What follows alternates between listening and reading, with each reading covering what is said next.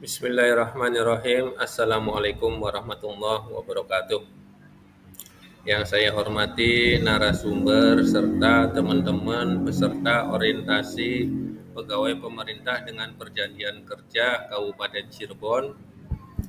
Pada kesempatan kali ini saya akan mempresentasikan hasil pelaksanaan orientasi P3K tentang perubahan rencana aksi perubahan di tingkat WKPP Balai Penyuluhan Pertanian atau BPP Kecamatan Depok.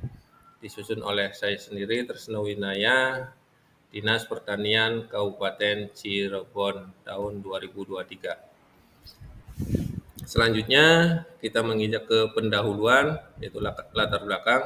Penyuluh pertanian adalah individu yang berperan dalam memberikan bimbingan, informasi, dan pengetahuan kepada petani atau masyarakat pertanian untuk meningkatkan produksi, efisiensi, dan keberlanjutan pertanian. Menyikapi berbagai perkembangan isu-isu strategis di bidang pertanian di WKPP. WKPP itu adalah wilayah kerja penyuluh pertanian. Diperlukan upaya untuk melakukan identifikasi permasalahan di WKPP. Di antaranya adalah yang pertama, target produksi Indonesia tahun 2022 yang telah ditetapkan oleh Kementan, yaitu sebesar 53,63 juta ton gabah kering giling. Selanjutnya rata-rata profitas Kabupaten Cirebon itu sebesar 62,92 kuintal gabah kering giling per hektar. Sementara rata-rata profitas Kecamatan Depok masih sebesar 57,53 kuintal gabah kering giling per hektar. Itu berdasarkan data dari BPS tahun 2022. Penggunaan pupuk organik berdasarkan database BPP tahun 2022 masih di kisaran angka 38,65%, penerapan pupuk berimbang di angka 44,5%, dan penerapan PHT atau pengendalian hama terpadu masih di angka 35%. Selanjutnya maksud dan tujuan. Maksud dari isu-isu strategis pembangunan pertanian di WKPP, ada beberapa poin yang dapat dilakukan dalam rencana aksi perubahan, yaitu pertama, penerapan budidaya padi dengan sistem PTT atau pengelolaan tanaman terpadu. Selanjutnya, pembuatan pupuk organik. Selanjutnya, pengendalian OPT atau organisme pengganggu tanaman dengan sistem PHT atau pengendalian hama terpadu. Tujuannya, dengan penerapan teknologi PTT dalam kegiatan budidaya tanaman padi diharapkan dapat meningkatkan produksi padi sehingga pendapatan dan kesejahteraan petani dapat meningkat. Lanjut ke waktu dan tempat. Waktu rencana aksi perubahan ini dilakukan dari bulan Desember 2023 sampai dengan akhir masa kontrak, yaitu 31 Desember 2025. Tempatnya di WKPP Desa Warukawung dan Waruroyong, Kecamatan Depok, Kabupaten Cirebon.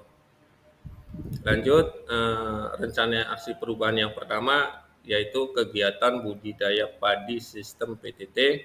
Tujuannya menekan biaya produksi dan meningkatkan produktivitas hasil serta menjaga kesuburan lahan. Indikator pencapaian yaitu petani dapat memahami dan menerapkan teknologi budidaya padi sistem PTT atau pengelolaan tanaman terpadu.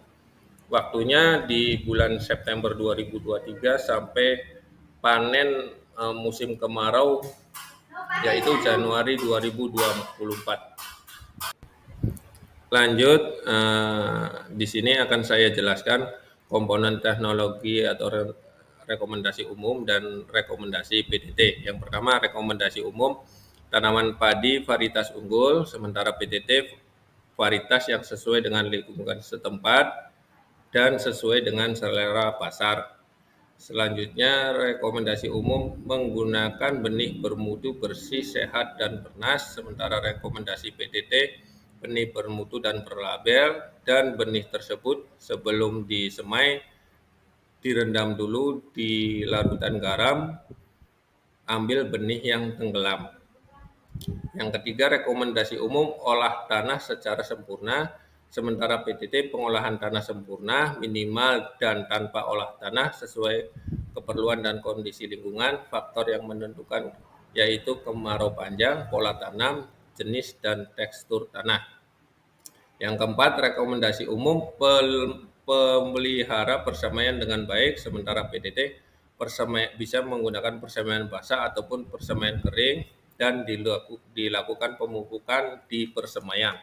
Yang kelima, komponen teknologi umum, tanam bibit umur minimal 21 hari, sementara rekomendasi PTT tanamnya benih muda antara 15 sampai 21 hari. Yang keenam, rekomendasi umum atur tata tanam secara tepat, sementara PTT tanam bisa menggunakan sistem tehel pada musim kemarau dan jejar legowo pada musim hujan. 7.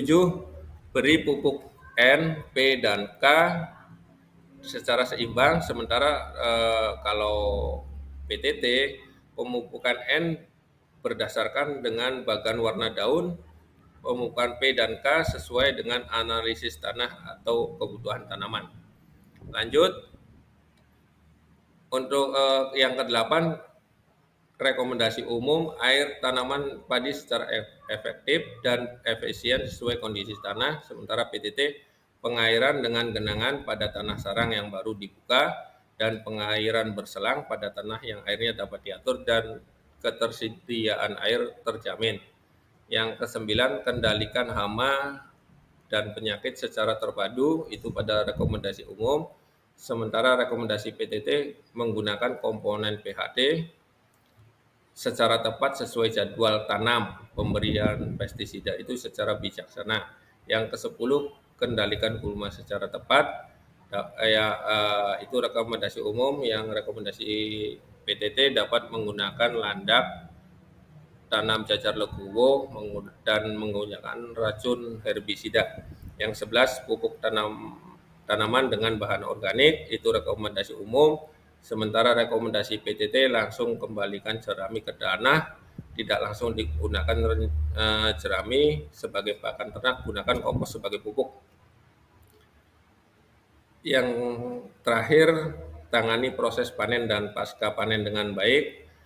Sementara rekomendasi PTT panen dan pasca panen menggunakan mesin perontok, keringkan gabah dengan sinar matahari atau dengan mesin pengering. Selanjutnya, yang kedua, rencana aksi perubahan yang saya laporkan, yaitu cara pembuatan pupuk organik. Yang pertama, alat dan bahan serta pembuatannya. Bahan dapat dilihat di slide, yaitu jerami, dedak, kohe, M4, kaptan, dan tetes tebu. Alatnya sabit atau golok, tempat pengomposan, ember, sprayer, terpal, dan tali. Caranya yaitu dengan memotong jerami dulu, terus lanjut ke kotoran ternak dan serasa daun hingga membentuk seperti gundukan setinggi kurang lebih 20 cm. Taburkan bahan lainnya yaitu dedak kasar dan kapur pertanian di atas gundukan, siram gundukan dengan air dan campurkan M4 ditambah tetes tebu atau urin ternak yang sudah disiapkan. Seterusnya diulang, ditumpuk 20 cm 20 cm, terus ditutup dan dilakukan fermentasi selama 21 hari atau kurang lebih 3 minggu. Selanjutnya daftar pustaka. Rencana aksi perubahan ini mungkin dapat dilihat di slide sumber-sumbernya. Terakhir, terima kasih atas perhatiannya. Mungkin masih banyak kekurangan. Jangan lupa like, komen, dan subscribe. Saya akhiri, billahi taufiq wal hidayah. Wassalamualaikum warahmatullahi wabarakatuh.